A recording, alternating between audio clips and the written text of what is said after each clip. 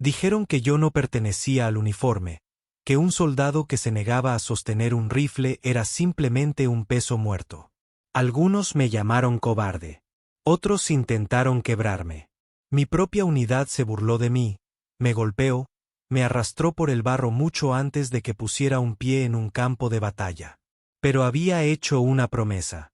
Serviría, pero no matando. Pensé que salvaría a unos cuantos hombres como máximo.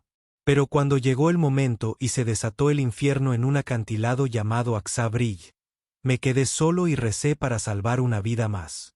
Bienvenidos a las historias humanas.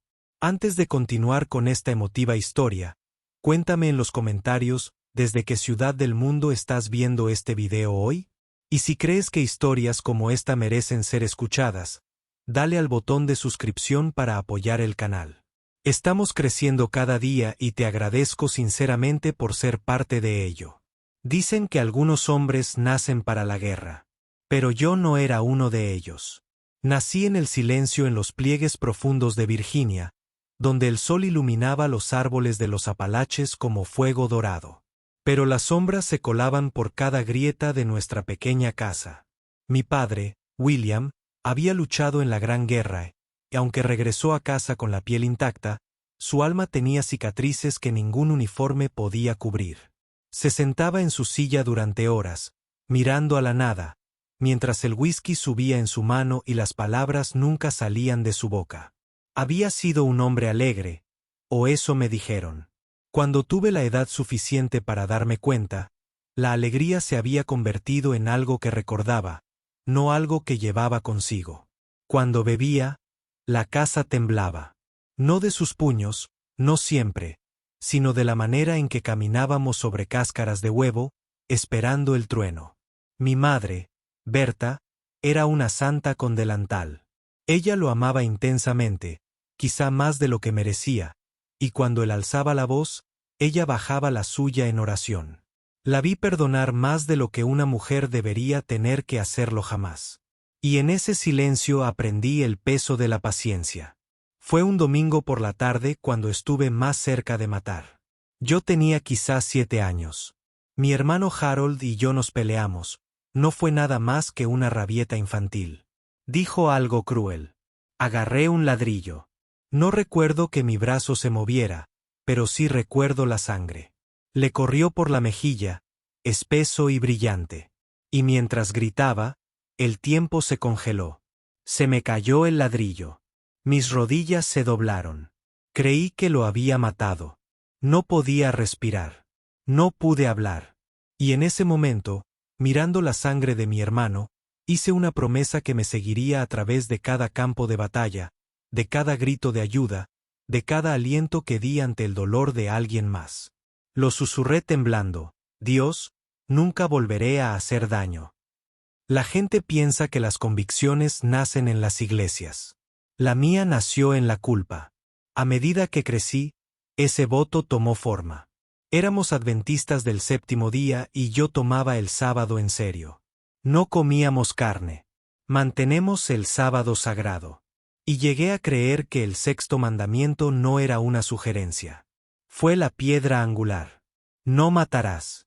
Lo tomé literalmente, absolutamente, sin concesiones. Algunas personas viven según reglas porque se les dice que lo hagan. Vivo con los míos porque no podría soportar la idea de romperlos. Ya había roto uno. No tenía intención de fracasar otra vez.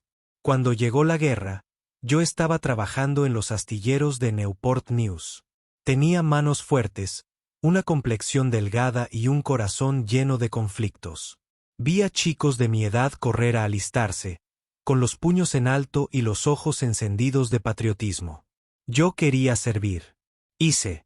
¿Pero cómo podría ir a la guerra y cumplir mi promesa?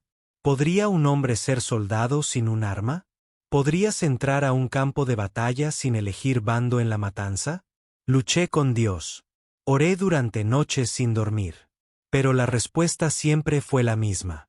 Ayúdalos. Así que me alisté, no como fusilero, sino como médico. No quería quitar vidas. Quería salvarlos.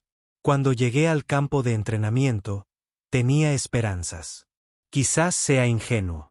Pensé que entenderían, que verían que yo estaba igual de comprometido con la misión, solo que de una manera diferente. Creí que el ejército podría hacer espacio para un hombre de conciencia. Pero la conciencia no tiene rango ni lugar en la formación. Desde el momento en que me negué a tocar un rifle, el tono cambió. Mi sargento me llamó cobarde. Mis compañeros de litera me hicieron tropezar, se burlaron de mí y escupieron en mi comida. Oré por paciencia, y en cambio recibí pruebas. Nunca levanté la voz.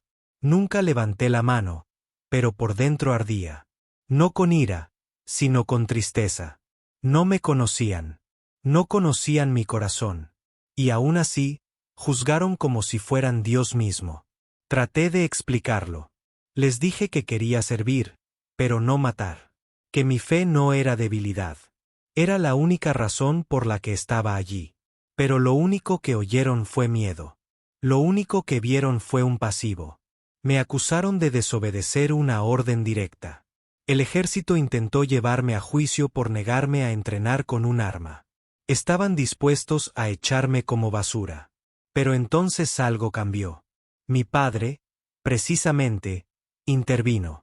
Le escribió una carta a su antiguo comandante, ahora coronel, que movió hilos cuya existencia yo ni siquiera sabía. El tribunal retiró los cargos. Tuvieron que dejarme quedarme. Y así fue como terminé siendo el único médico de combate en la Segunda Guerra Mundial que sirvió sin portar jamás un arma. Pero aún no estaba orgulloso. Yo estaba allí, un hombre de uniforme con manos temblorosas y un juramento silencioso cosido debajo de la tela. No sabía que me esperaba en Okinawa. No sabía que en una cresta excavada en el infierno, ese juramento sería puesto a prueba más allá de todo lo que jamás había imaginado, y que los mismos hombres que me llamaban cobarde un día se negarían a ir a la batalla sin mí a su lado. La isla olía a podredumbre mucho antes de que viéramos un solo cadáver. Okinawa no era arena y sol. Era barro empapado en sangre, acantilados tallados por el fuego de los proyectiles y una jungla tan espesa que podía estrangularte en silencio. Cuando aterrizamos nos dijeron que era el empujón final. Toma Okinawa, dijeron, y pondrás a Japón de rodillas. Pero no solo estábamos luchando contra el enemigo.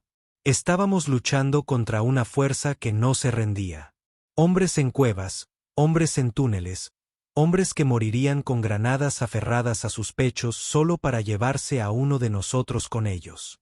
Me asignaron a la 77 División de Infantería. Nos dijeron que aseguráramos el escarpe de Mieta, un acantilado irregular de 400 pies que los hombres llamaban Aksa-Bridge. No había cobertura, ni retirada, solo una red para escalar y la muerte esperando en la cima. No llevaba ningún arma, solo vendas, morfina, polvo de sulfamida, tijeras, un casco y mi Biblia. Los hombres todavía no me hablaban mucho. Algunos ya se habían acostumbrado a mí. Otros todavía veían responsabilidad. Pero para entonces ya había aprendido que en la guerra el respeto no se da. Se ganó con sangre. El primer día en Aksab fue una locura. Trepamos por la red de cuerdas hacia el humo y el fuego, hacia un lugar donde habría huido el mismísimo. Los cuerpos cayeron más rápido de lo que podíamos alcanzarlos. Los japoneses estaban atrincherados, escondidos detrás de muros, bajo tierra, esperando que avanzáramos. Los hombres fueron destrozados por los nidos de ametralladoras, los proyectiles de mortero les volaron las extremidades y sus rostros quedaron irreconocibles. Vi a un chico de Georgia, el soldado rey, recibir un disparo directo al cuello. Jadeó, buscando el aliento que nunca llegaría. Le sostuve la mano mientras moría. Mis rodillas están resbaladizas por el barro y la sangre. Le dije que no estaba solo, que podía dejarse ir, que alguien estaba ahí. Eso es todo lo que puedo ofrecer. Presencia.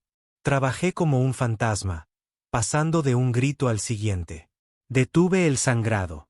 Yo llevé lo roto. Susurré a oídos que nunca volverían a escuchar. Sabía que no podía salvarlos a todos.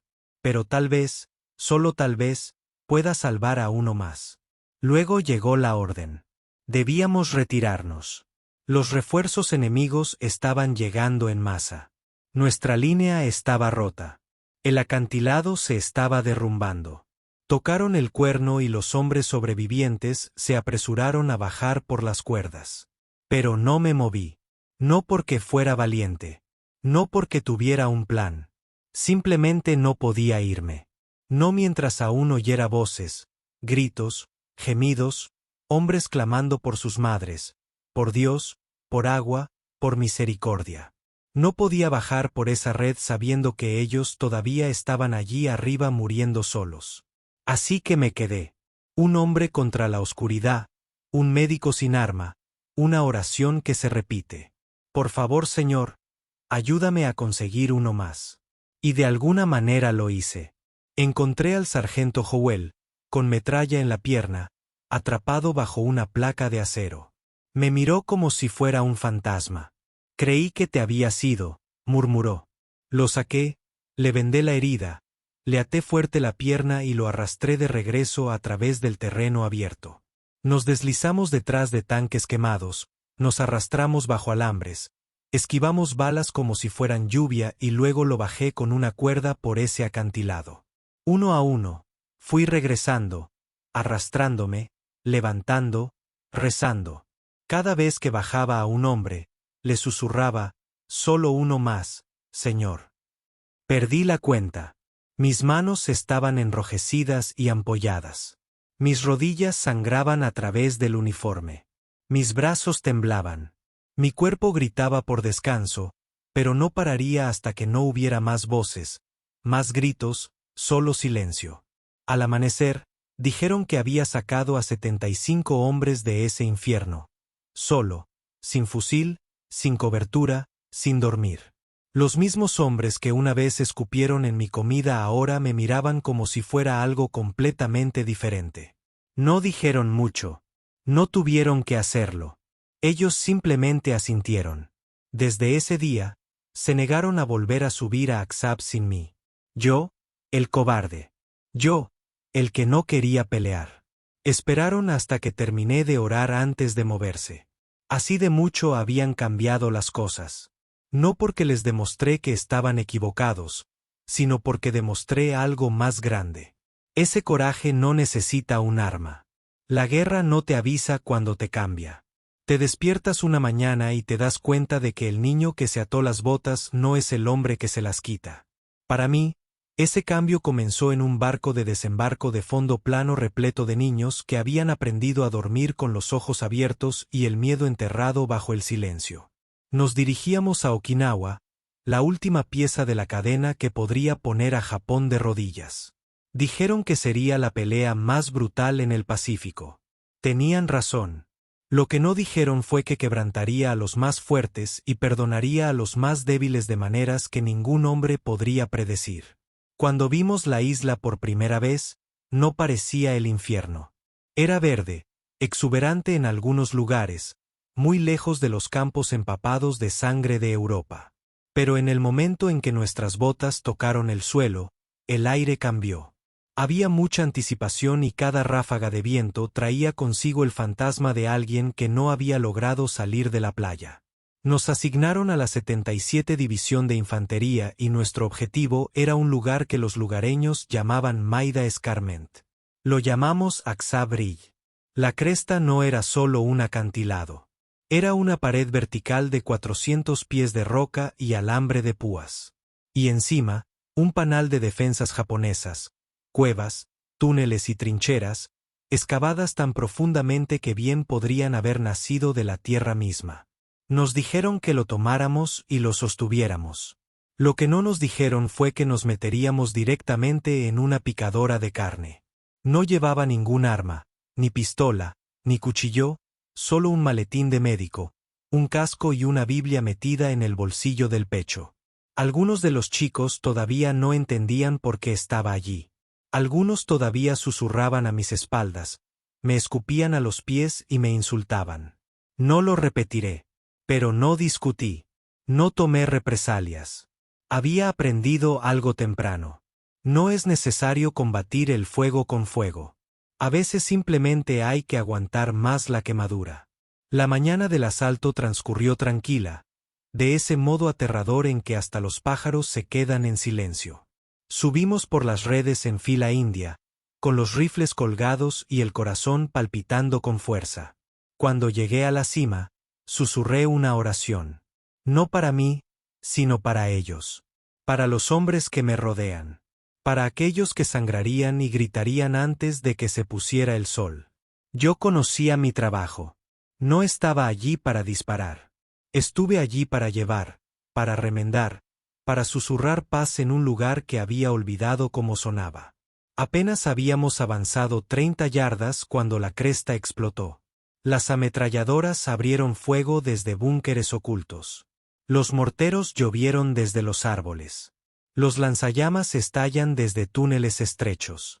Vi hombres evaporarse en la niebla, piernas desvanecerse en un rocío carmesí, cascos volar de las cabezas como tapas de botellas. El suelo mismo tembló, y los gritos, Dios, los gritos, no se parecían a nada que hubiera oído antes. No estaba gritando. Era algo más primario.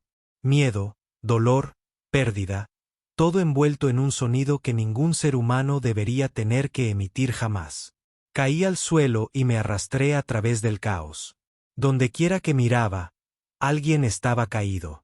Recuerdo a un soldado llamado Atkins. Había estado riendo apenas una hora antes.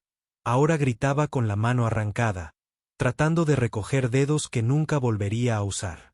Presioné a Zulfa en la herida, até el muñón y le dije que respirara. Lloró como un niño. Lo abracé como a un hermano. Ese era mi ritmo. Gatear, encontrar, tratar, arrastrar, repetir. No lo pensé. No conté. Mis manos se movieron más rápido que mis pensamientos. Até torniquetes, administré morfina, limpié sangre de los ojos y susurré salmos a los chicos que no volvían a casa.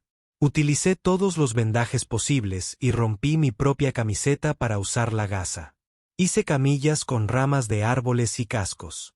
Y cuando nos ordenaron retirarnos, cuando la línea se rompió y el cuerno sonó 3 veces, me quedé.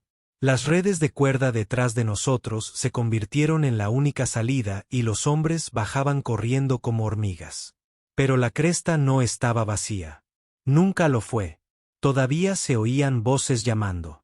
Algunos suplicaron. Algunos susurraron. Un hombre simplemente dijo, «Por favor». Eso fue suficiente. No pude irme. Ni siquiera mientras uno de ellos estuviera allí arriba. Así que me quedé solo. Sin rifle, sin refuerzos, solo mi respiración, mis rodillas, mi fe. Me moví a través del humo como un fantasma, agachándome bajo las vigas, zigzagueando entre cuerpos destrozados. Cada vez que encontraba a uno vivo lo arrastraba. A veces gritaban, a veces lloraban, a veces estaban demasiado perdidos para hablar. Pero los llevé a todos de vuelta al borde y los bajé por el acantilado con un arnés de cuerda que hice con restos y correas de cinturón. Cada vez que terminaba uno, susurraba, «Señor, ayúdame a conseguir uno más». El fuego no se detuvo. En un momento, sentí el viento de una bala pasar a centímetros de mi mejilla. Una granada cayó cerca de mí y me sumergí detrás de un cadáver para sobrevivir. La sangre empapó mi uniforme. No es mío. Suyo. No dormí. Yo no comí, no pensé en mí ni una vez. Solo ellos. El sargento Howell fue el último que recuerdo de esa noche. Metralla en el muslo. Él no podía caminar. Tuve que arrastrarlo 200 yardas bajo fuego de ametralladora. Él nunca dijo gracias. No tenía por qué hacerlo. La forma en que me miró fue como si no entendiera cómo yo todavía estaba viva. Eso fue suficiente. Cuando salió el sol, mis brazos estaban gelatinosos. Mis piernas estaban entumecidas. Mis dedos temblaban de cansancio. Me desplomé al pie de la cresta. Después me dijeron que había salvado a 75 hombres. No conté. Todavía no creo en el número. Solo sé que me quedé cuando otros huyeron. No porque fuera valiente, sino porque hacía mucho tiempo que había hecho una promesa de nunca dejar que la sangre fuera la última palabra. Ese día todo cambió. Ya no me llamaban cobarde. No se burlaron de mí en el desorden. Los mismos hombres que una vez me hicieron tropezar a propósito, ahora me esperaban antes de entrar en batalla. No volverían a subir a Aksa-Brilla a menos que yo orara primero. No me convertí en un héroe. Me convertí en su hermano. Dicen que cada hombre tiene un límite. Que con el tiempo incluso el cuerpo más fuerte se doblega. Incluso la mente más clara se adormece. No sé dónde estaba mi límite. Todo lo que sé es que después de aquella noche en Aksa-Brilla, estuve cerca. Mis manos estaban tan ampolladas que no podía apretar los puños. Mis rodillas sangraron a través de 2 capas de uniforme. Había utilizado mi propio cinturón como torniquete. Había orado hasta que se me quebró la voz. Y sin embargo, a la mañana siguiente, cuando sonó de nuevo la bocina y dijeron que íbamos a volver a subir, esta vez para mantener la cresta, subí por la red como el resto de ellos. Pero esta vez, algo era diferente. Me estaban esperando. No solo los chicos de mi unidad, los tenientes, los oficiales, incluso los que una vez firmaron los documentos para que me expulsaran. No me veían como una carga, sino como alguien que había hecho lo imposible. Se reunieron frente a la cresta, con la mirada baja y sin cascos, y me pidieron que rezara. Así lo hice. Allí mismo, entre el barro y los casquillos de bala, pedí no victoria, sino misericordia, protección, fuerza para hacer lo que vinimos a hacer sin perder lo que nos hace humanos. Ese día llevamos una sierra para metales. Luchamos con todo lo que teníamos. Los japoneses no cedieron ni un ápice. Lanzaron ola tras ola. Cargas suicidas, emboscadas con granadas, lanzallamas. Vinieron de noche. Vinieron gritando. Y le respondimos. Por cada paso adelante, pagamos con sangre. Pero no nos retiramos. No otra vez. Me moví a través del caos, sacando hombres de los cráteres, protegiéndolos del fuego con mi propio cuerpo, cosiendo heridas con manos temblorosas. Ya no sentía dolor. Ya no sentía miedo, solo movimiento, deber. Una misión que no terminó con una bala. Terminó cuando cada hombre tuvo la oportunidad de volver a casa. Luego vino la explosión. No recuerdo haber oído la explosión, solo la sensación de que la tierra se levantó y me golpeó en el pecho. Una granada. Había estado tratando de alejarlo de los demás. Explotó debajo de mí. El mundo se volvió blanco. Mis piernas cedieron. Mi cuerpo cayó al suelo como un peso muerto. No podía moverme. No podía respirar. Pero yo todavía estaba vivo. Podía oír a los demás gritando. Intenté despedirlos con un gesto. No quería que se arriesgaran por mí. Saqué la Biblia del bolsillo de mi pecho y la sostuve cerca de mi corazón. Susurré la única oración que me quedaba. Si esto es así, Señor, déjame morir como viví. Tranquilidad en el servicio. Pero el destino no había terminado conmigo. De alguna manera, me sacaron. Construyeron una camilla. Y mientras me llevaban, otra bala de francotirador atravesó los árboles. Recibí una bala en el brazo. Me rompió el hueso. Recuerdo la sangre corriendo y mi respiración entrecortada. Entré y salí de la conciencia. No sé cuánto tiempo tomó. Horas, tal vez días. Pero lo logré. Me enviaron a un barco hospital. Yo apenas estaba consciente, dijeron que necesitaba cirugía. Para que me la amputaran. Solo pedí una cosa, que encontraran mi Biblia. Lo había dejado caer en algún lugar de la cresta. Era todo lo que me quedaba. 2 días después me lo trajeron. Uno de los chicos que había salvado había vuelto a subir para buscarlo. Se había arrastrado a través de los cuerpos, a través del fuego, a través de la muerte misma solo para traerme de vuelta aquello que nunca había abandonado mi pecho.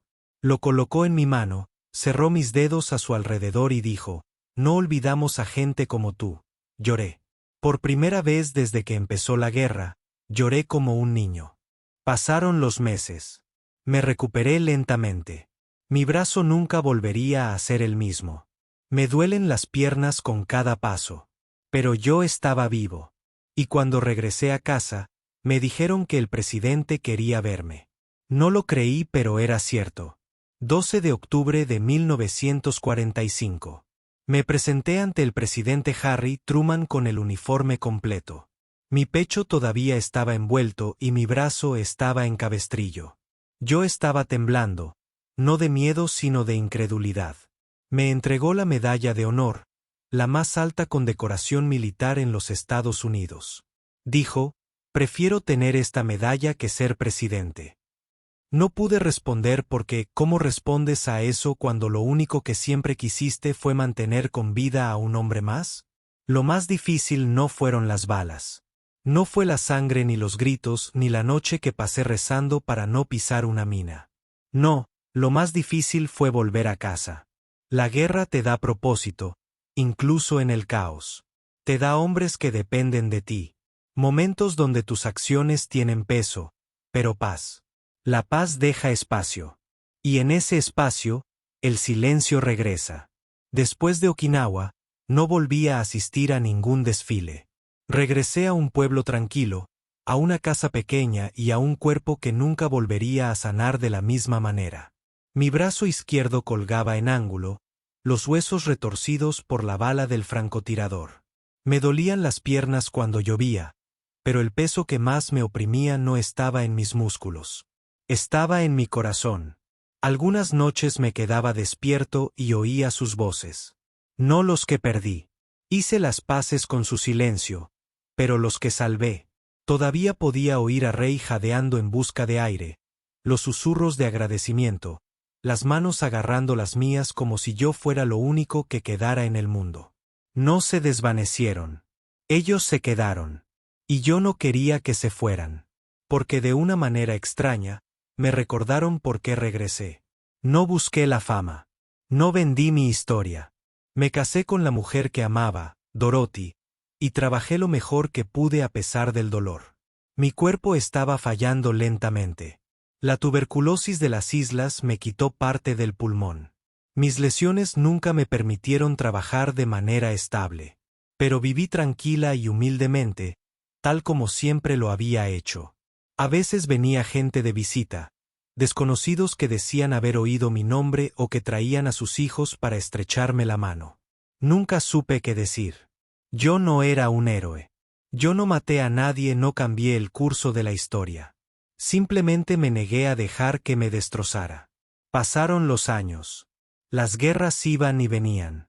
Se añadieron nombres a los monumentos y el mío se desvaneció de la memoria. Pero no me importó. No estaba destinado a estatuas ni saludos. Debía caminar sobre el fuego con una camilla en la espalda y una oración en los labios. En 2006, cuando fallecí a los 87 años, me enterraron en el Cementerio Nacional de Chattanooga, Tennessee. Ningún monumento de mármol, solo una bandera, un nombre y una Biblia. Eso fue suficiente porque yo sabía mucho antes de las medallas, los presidentes y los documentales que el mayor acto de valentía no es apretar un gatillo. Es arrodillarse junto a un hombre que ha sido olvidado y decirle, no estás solo. Y si existe el cielo, no quiero hacer fila para obtener la gloria. Solo quiero escuchar una voz más susurrando, gracias. Y sé que respondí a mi llamado. A veces las historias más poderosas son las más silenciosas. No son cuentos de conquista ni de venganza. No los héroes que lideraron cargas o comandaron ejércitos, sino aquellos que caminaron solos hacia el peligro, no para quitar vidas, sino para preservarlas. Desmond II no llevaba ningún arma. No llevaba la gloria en el pecho. Él no gritó, ni se jactó, ni rogó que lo recordaran. Él simplemente siguió adelante una y otra vez con nada más que una camilla, una cuerda y una oración. Y, sin embargo, cuando el polvo de la guerra se asentó, cuando se contaron las medallas y se escribieron los nombres en la historia, el suyo estuvo entre los más grandes. Porque el coraje de Desmond no se medía en balas disparadas, sino en vidas salvadas. 75 hombres en una sola noche bajo fuego. Sin rifle, Solo unas manos que nunca dejaron de trabajar y una fe que nunca se quebró. Él no pidió gracias. Él no exigió reconocimiento. Y, aún así, su legado perdura. ¿Qué dice esto de nosotros? Que a veces, en un mundo obsesionado con el poder y el dominio, la verdadera marca de la fuerza es la moderación, la compasión y el autosacrificio. Vivimos en una época que a menudo olvida a los tranquilos, a los que no gritan, a los que no buscan atención, a los que simplemente hacen lo correcto, incluso cuando nadie los mira. Pero quizá eso es lo que hace que su historia sea tan importante de contar. Y tal vez por eso estás aquí, porque tú, como nosotros, crees que historias como la de Desmond merecen ser escuchadas, compartidas y recordadas. Así que ahora nos dirigimos a usted. ¿Qué hubieras hecho tú en el lugar de Desmond? ¿Crees que la fe todavía tiene un lugar en el coraje hoy en día? ¿Alguna vez has presenciado un acto de valentía silenciosa? Uno que cambió tu forma de ver el mundo. Cuéntanoslo en los comentarios. Leímos todos y cada uno de ellos. Tus pensamientos, tus perspectivas, tus emociones, importan. Esto no es solo una historia. Es un espacio de reflexión. Y tu voz pertenece aquí. Y si esta historia te conmovió, aunque sea un poquito, considera suscribirte. Aquí, en las historias humanas, traemos luz a lo no contado. Compartimos lo olvidado. Honramos a quienes nunca pidieron reconocimiento pero lo ganaron de todos modos. Porque a veces la decisión silenciosa de un hombre puede resonar a través del tiempo. A veces un susurro puede sacudir el mundo.